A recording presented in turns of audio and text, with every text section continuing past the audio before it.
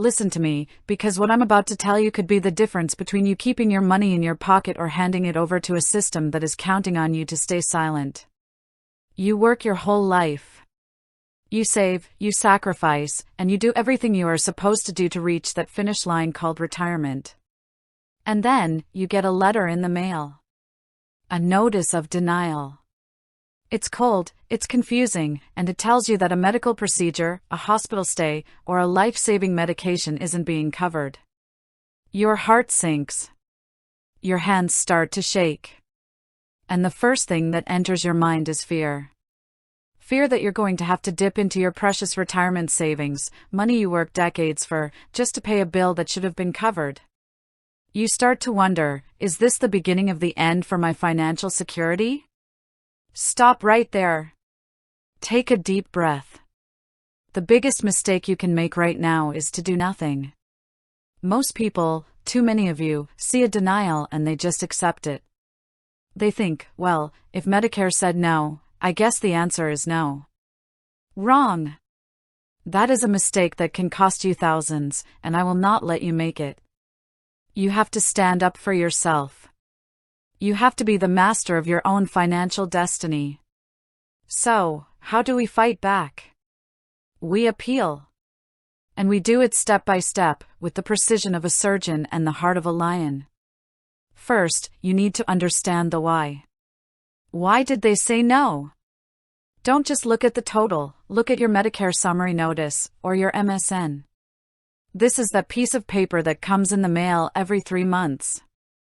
If you're in a Medicare Advantage plan, it's called an explanation of benefits, or EOB.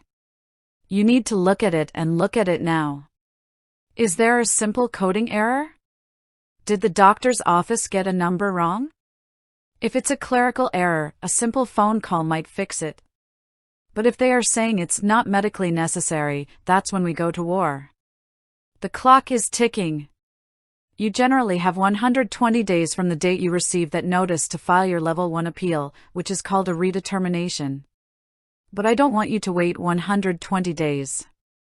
I want you to do it within 60. Why?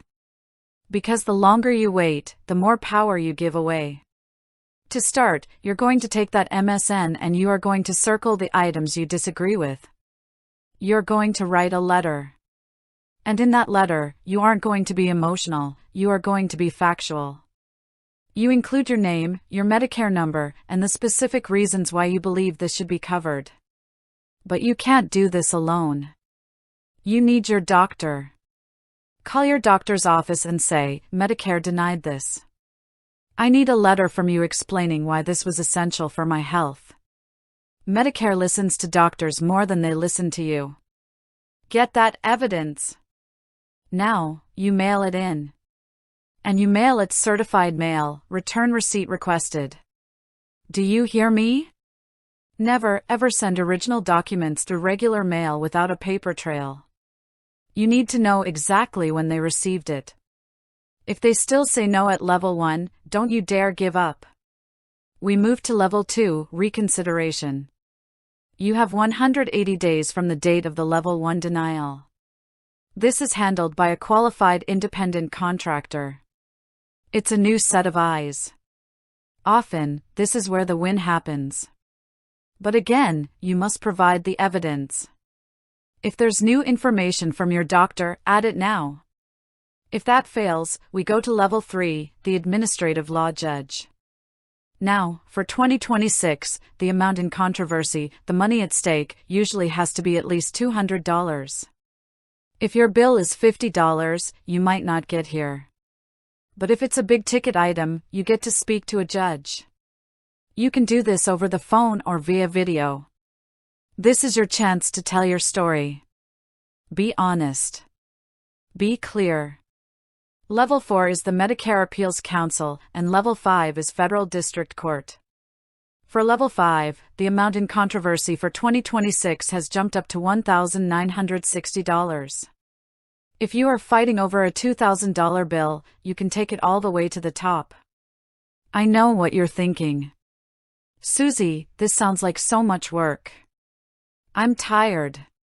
I know you're tired. But what's more exhausting? Filling out a few forms, or watching $5,000 vanish from your savings account? The fear you feel is just a lack of information. Once you have the information, you have the power. Your actionable takeaway today is this: go to your filing cabinet. Find your last Medicare summary notice. Read it. If there is something on there that doesn't look right, call the provider tomorrow morning. If they won't change it, start your appeal. Do not let your no be the final answer. You are worth more than a denied claim.